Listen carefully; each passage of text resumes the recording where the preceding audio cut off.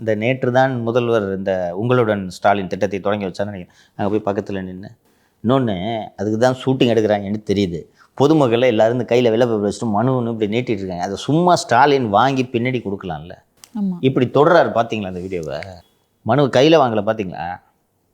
Shooting தானே எடுக்கிறாங்க. நீ ஏன் நடவடிக்கை எடுக்க வாங்கி இந்தப்பான்னு பின்னாடி கொடுத்தா கொடுக்குறவன் சந்தோஷப்பட மாட்டான். தொடராரு, ஆசீர்வாதம் பண்ணுறாரு. இந்த கோயிலெல்லாம் பண்ணுவாங்கல்ல இந்த மாதிரி இந்த ஒரு மேலே இந்த இது மாதிரி ஒன்று வச்சு தலையில் இப்படி வைப்பாங்க சில கோவில்களில் பார்த்துருக்குல்ல, அது மாதிரி மனுவை தொடராரு.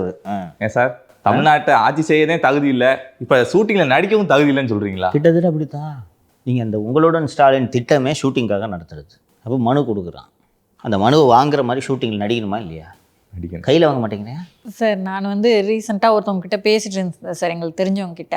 அப்போ என்னங்க சார் இது இந்த அளவுக்கு அதிதீவிரமாக விளம்பரம் பண்ணுறாங்களே, பயங்கரமாக எடுபடுமோ, உங்களோட கோரிக்கைகளை கொடுங்க, எல்லா பிரச்சனைகளும் நாங்கள் தீர்வு காண்றோம் அப்படின்னும் போது பயங்கரமாக எடுபடுற மாதிரி நம்மளுக்கு தெரியுது.